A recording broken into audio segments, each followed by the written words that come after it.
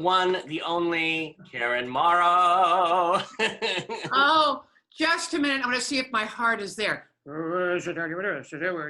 It's there. It's there for you, honey. My heart is always there for you. What can I tell you? Yes, I remember that was a banner year. I mean, we really had some swell people in that class. You being one of them, and Michael VACCARO and John Russell and MARYJO MUNDY. You have, I mean, so many people love you. And I am blessed that when I first got to LA, that I met you that, you know, through those wonderful people that, you know, that you mentioned to get me to come to your workshop, because it was the greatest. Oh, who are all these people? It was the greatest. Yeah. There's dogs and Michael VACCARO and all those people. Whose dog is that? Is that Maryjo's dog? Oh, are we doing this live? Yes. Oh no! Oh, look! Greg told me that you were going to do. You were going to edit it. And who is that? Is that I can't see, but like up. Oh, he wasn't supposed to say anything. Oh no! So this is talk about spontaneous. Look at this was. This was the class. Yes. Where's Johnny? Where's Johnny? Johnny, turn on. Turn your video on. Get a video on. Oh, start the video.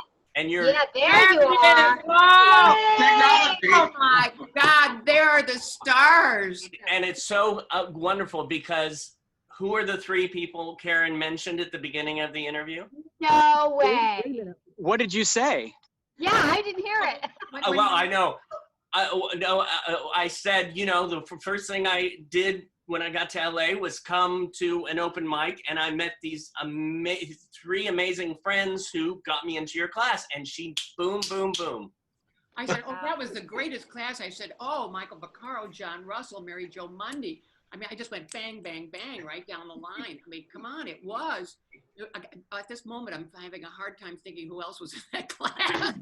But we had a lot of people. We did. There were a lot of people. There were a lot of great people in that class. But that was a great class. That was one of the best experiences of my life. Not just my professional life, my personal life as well. But you guys taught me everything.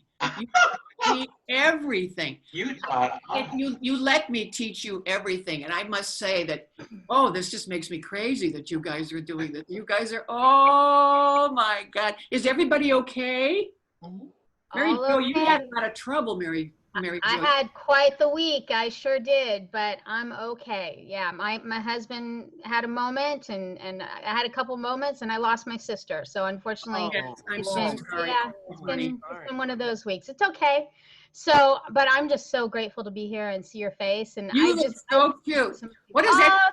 What is that virtual reality you have behind you? Yeah, well, I look even better with this. Look at when I turn the light on. Oh, don't I look like 19? So I wanted you to see the before and the after. There you go. It's like a little crown. I know. I found it. I love it. It's like I'm a little. It's more like a halo, little angel. I went for a nature background. I love it. I'm actually standing on the street in Studio City. Well, see, honey, see what you can pick up. Now, listen. Is that a virtual? Is that a green screen behind you? I don't have a green screen. I have just a virtual background. Yeah. My system won't do that. But Michael. Yeah. Yes. Michael, no. I'm literally outside. I'm on Kling Street. Okay.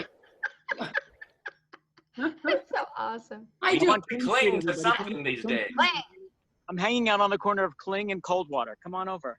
Wow. In Coldwater. I remember that's my old neighborhood. Oh God. Oh God, I miss it. I miss it. And John, I'm going to see him tomorrow or Sunday. Yeah. I'm going to see you tomorrow. Tomorrow. I have a class, everybody. Yay! And you're doing it on Zoom. I'm just like, what? That's amazing. Well, we have tried to work out the kinks. It's difficult, as you all know, because of the sound. And people have recordings, accompaniment recordings, but it doesn't play so well coming through. Yeah. You can hear it. You as the singer can hear it. But we've tried pressing all these little things, and Greg's trying to find out from everybody how to get the sound to be better. Yeah. So he said it's a learning curve. It's a learning curve for sure. But also he said he found out from one of the teachers at Santa Monica College, if everybody had their own mic, a special mic that you have to order for hundreds of dollars. I don't know. It's true. It makes a difference. I'm not using mine right now, but I did get one. And when I started singing at the open mic, because they're doing it virtual, people were like, "Oh my God, the sound!" I'm like, "It's this USB mic that I have, this professional mic, and it makes a difference." So. Are you using a recording as your accompaniment? Yeah, what I do is I literally, it works well. I have an external speaker and I play the track on my computer on this external speaker, and then my microphone's on one side, my speaker's on the other side, and for some reason it gives a great blend. So yeah, I'm just kind of doing a little bit of both, but we'll do this as best we can, although I've been doing private sessions out in Greg's backyard. Oh, that's great. You mentioned that. People can, stay away. Yeah. Well, but first he had, because his window, his real piano is right next to a window in the living room. And so he opens that window and the student comes and stands outside the window. Oh my God. And I sit under an umbrella with a mask on and listen to that. So that was fine. But today we went out in the backyard because there was shade, and Greg brought his electric piano out there. Oh. We sat in the shade. It was so wonderful. The electric piano sounds much better outdoors. And Tom Knowles, you know Tom, John, Tom Knowles, and he was singing, and it was just so lovely. We thought, oh, if only we could have class outdoors, but we can't. There's too many people. But so we're trying everything to make everybody happy, as best we can. So it's fun. It's fun. By the way, I just heard from Tamir Hendelman, by the way, and I thought of you again, because do you remember that master class we did in that little studio behind your house? And Tamir played. Yeah. And then we would go inside and we'd have cheese and crackers or something. Yeah. Yes. Oh, Tamir, I remember Tamir. I'm so glad I taped those sessions. Oh my God, yeah. Yes, absolutely. Little did we know. I know. I have a cassette because I went to him once for, I was singing at a wedding. So I went to him and he recorded it. And I looked at him, I said, "You're so damn good. You're going to play for Streisand one day." Uh-huh. And he did. Said that to him? I said that. I wrote to him. I wrote to him when that all happened. I said, "Don't you forget who you played for first. Right here, you played for me first." And has he played for you since? Yeah. I've actually saw him a couple times. He keeps trying to turn me into a jazz singer. Every time I see him, he's like, "Yeah, you're a jazz singer." I go, "Honey, I got a show voice. It's a show voice." Yeah, that's the thing. Because he didn't know. I remember in class he said, "Oh, I've never played this kind of music before." Yeah. And we said, so great. Well, I said, "Well, Tamir, here's how it goes. This is what we're going to do." And he did call me later and say, "I really learned something. I didn't know any other kind of music, but I really learned something." Yeah. I said, "Well, that's good. I learned something for you." But then, of course, he went on to become. You prepared him for Barbra Streisand. That's right. You sure did. You sure did. I need to send you the video, by the way, of the Right to Cabaret that you were in. I just got that video back, actually, and I will send it to you because you were so brilliant in that, Karen. It was so brilliant. You were so good. I'm so glad we were all there. I know. And it comes across great video. Yeah, see, that made me crazy. Well, first of all, did you know how I prepared for that? I told you guys, for 2 weeks at 9 o'clock every night, I started marching around the house, singing full, I wasn't even singing a song. I was just like, just trying to get the stamina going and everything. And so sure enough, when I got there, I had to sing at 9 o'clock. I went, "Please, God, grace, my higher power. Please get me through this. Get me through this." But the audience was so fabulous. And then you were sitting right here to my right down there. I went, okay, everything's going to be okay now. It's going to be fine, just fine. Yeah, you were brilliant, so brilliant. What do you guys think about clubs and stuff coming back? I mean, I'm thinking about the Gardenia and thinking, wow, I wonder how any of live singing in a little club, is it just going to be changed forever now? I just don't know.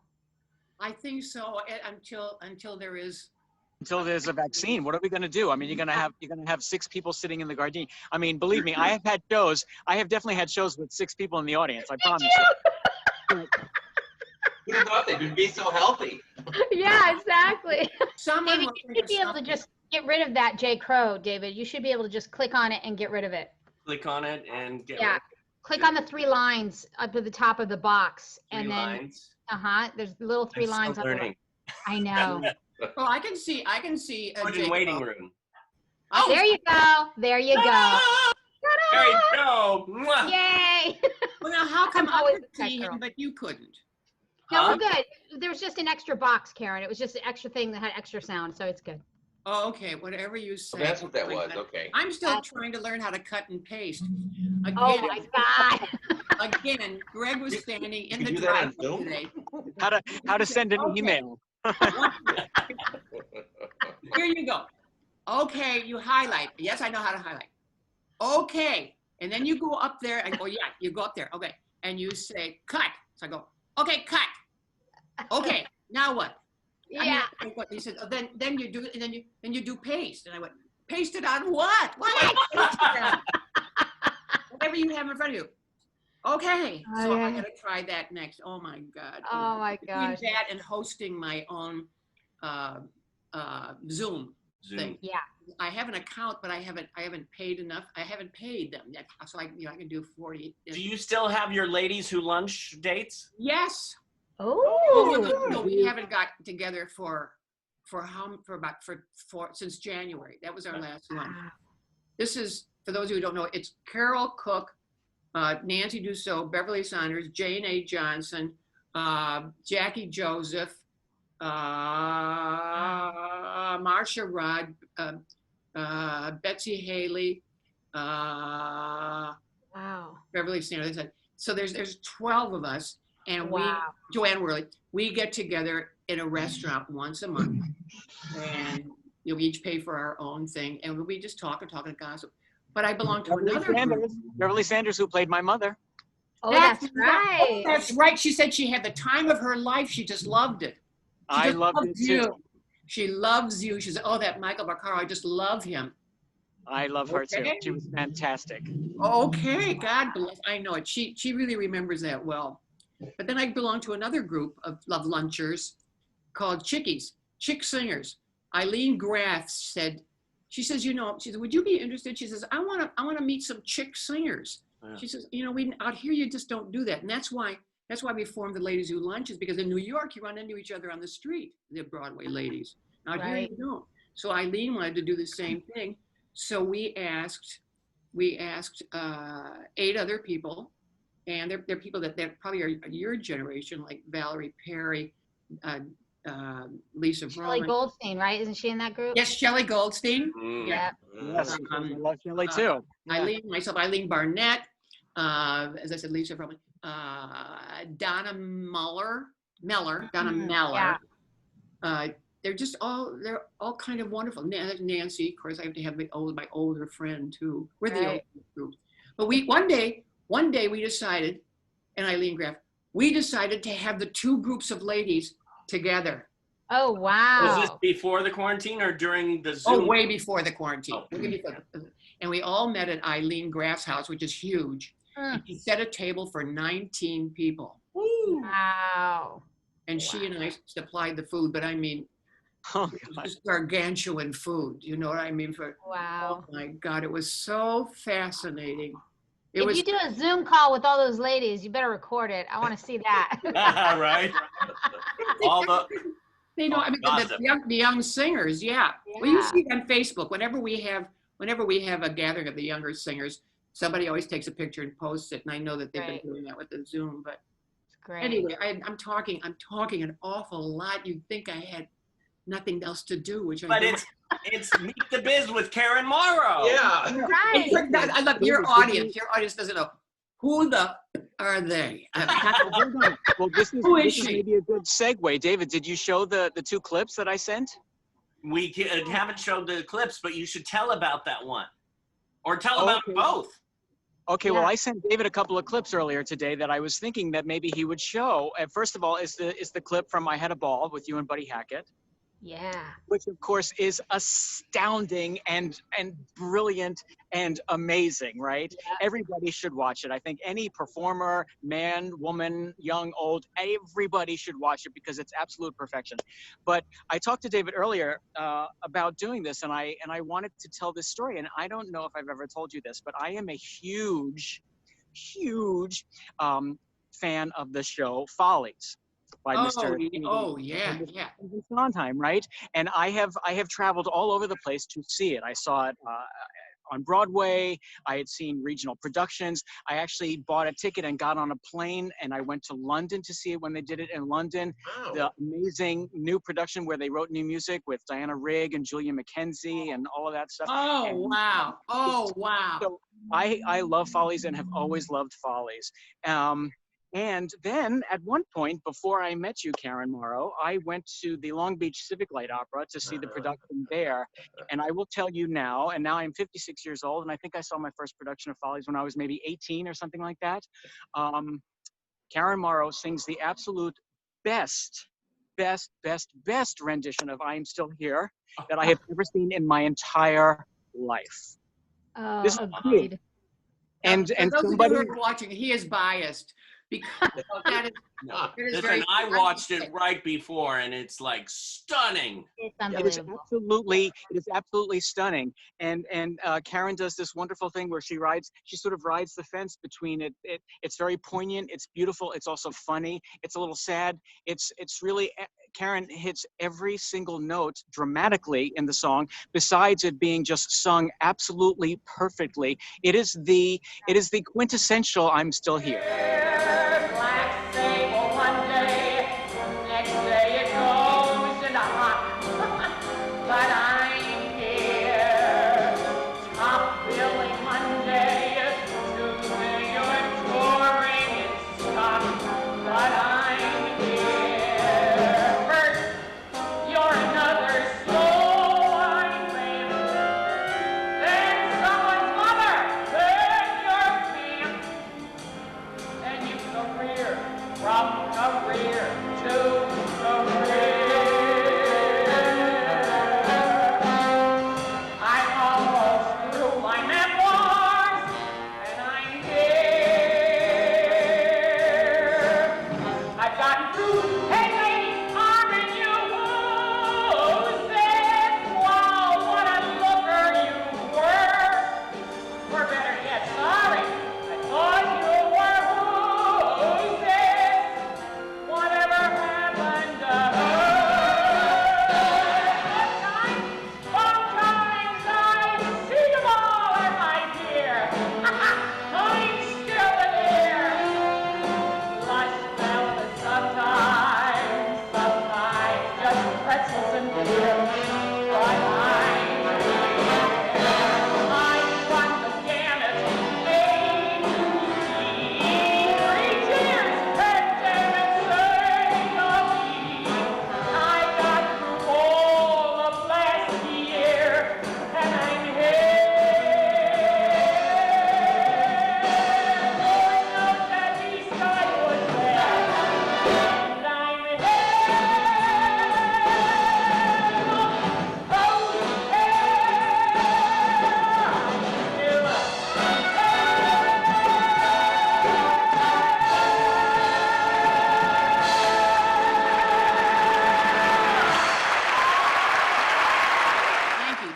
Thank you. And it was one of the extraordinary experiences of my life.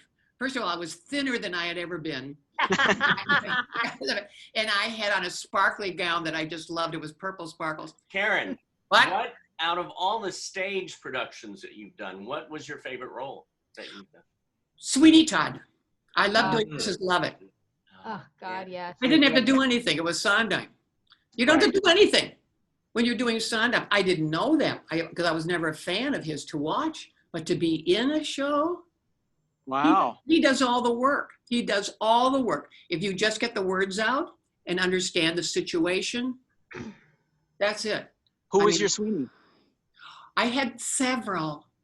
My first one was John Cipher. Then I had an opera guy up in Oregon with the opera company up there. He was from the Met, whose name I forgot because he was very strange. And then the last one I had was David. He was on a soap opera, and we did this in Boston, a new version of it in Boston that Steve had done for a smaller orchestra. David not Cassidy. David something or other, who was on, he played twins on a soap opera. He played a bad twin and a good twin. Oh, wow. And I know. And it was, each time it was more joyful, more wonderful. It's easy to do. Roger Bart was my first Tobias. Wow. Yeah, Oh, he was my first wow. Tobias. And he, adorable. What? No, I was going to say I also took a trip once. I got on a plane and I flew to Philadelphia to see Karen. To see you in Showboat. Oh, wow. Oh.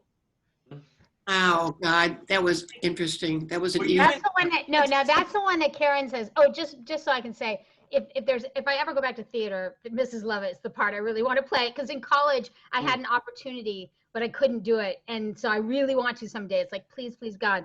But Showboat is the one that you said is the one that, like, thank God for Showboat, right? Tell that story. Like, that's the one that you're like, it helped you with your life. And yeah. It set me up for the rest of my life, Yeah. financially. Yeah. And I wasn't being paid as much as the woman on Broadway who was doing it before, Carol Shelley. So, I mean, they actually were lucky to get me because I took a cut. But for me, it was a huge increase, and I made enough money to be a cushion for the rest of my life. But that You didn't get rich off of the class? what? What? The class is not. Oh, I John. remember, John, do you remember while I was gone, I made sure that I had substitutes for every other Monday. We had Charles Nelson Riley. I remember. I'm trying to think who else we Albert had. Haig. Well, I remember Charles. I also remember Nancy.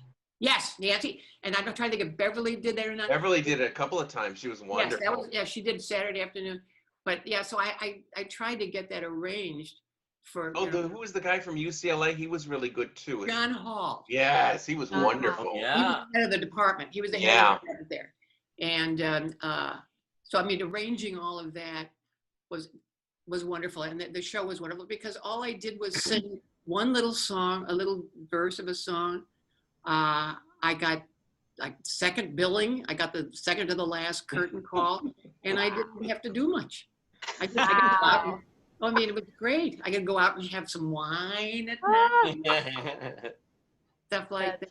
Right. And how, Mary Jo and David and John, when did you all start the class? I don't remember what year I started the class, but it was at the Cinegrill at the time Yeah. Yes.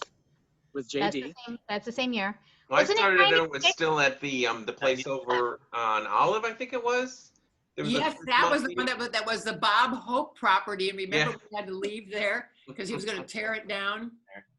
Yeah, I you remember- did it first, John. You did the class before. and then Yes, got I was you at an out. open mic, and it was in Hollywood. And one of those pop-up open mics that never really lasted that long. And Jerry Sternbach was the piano player, and you were there, Karen. You were just there looking at people, and I don't know if you were there to hear anyone in particular, but he said, "Oh, you should talk to her." And I thought, "Oh my God, this famous Broadway person! I would go up and talk to her, and she'll probably laugh me away." And you were the nicest, warmest person. And right away, I joined the class. Wow. Thank you. And you've been, oh my God, you've been a treasure ever since. You know, the thing about John, because he comes to class, and I remember Beverly doing this when she substituted for me.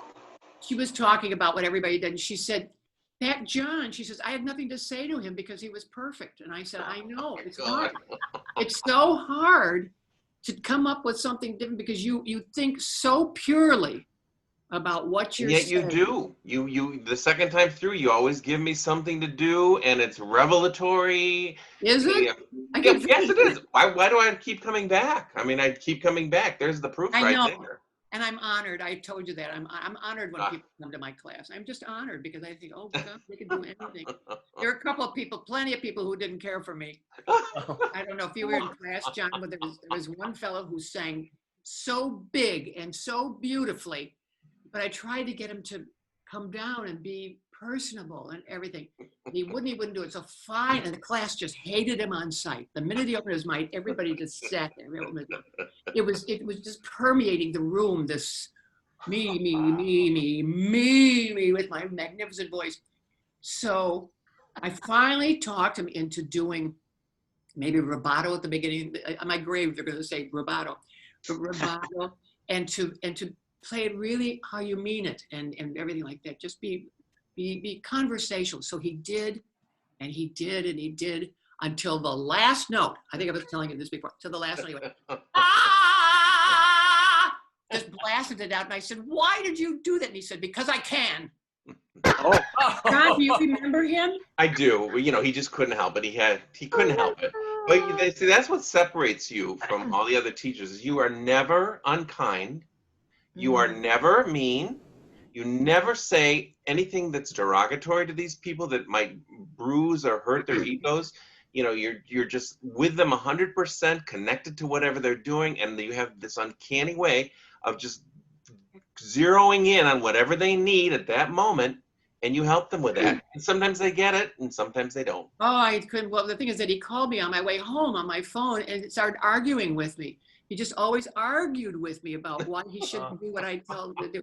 Anyway, fortunately, he left. He's happily married, and he's just fine now. So That was it. He's belting it out to her. I Yeah. remember the show. I remember the Cinegirl too, because that's where I started. I think that was 96, 97 when I moved here. Yeah. Yeah, and it was at the Cinegirl. I remember that. And I just remember the funny thing, Karen, was like you for some reason, like cabaret shows eluded me. I didn't get how to do a cabaret show. I just didn't get it. Because in Chicago, we would just sit in a bar filled with smoke for 5 hours and just sing every song we knew.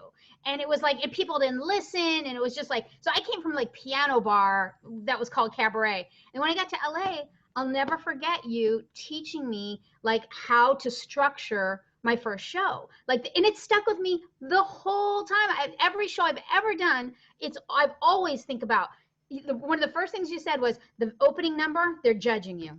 They're looking at you and judging you. So don't make that number make it something fun and something introductory, but don't worry because they're judging you.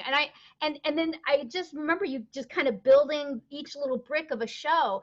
And I swear people come up to me all the time and say, wow, your show was so thought out. And I always am like, Karen Morrow, I got it from Karen Morrow. Karen Morrow is the one that taught me how to build a show, where to put that money number, where,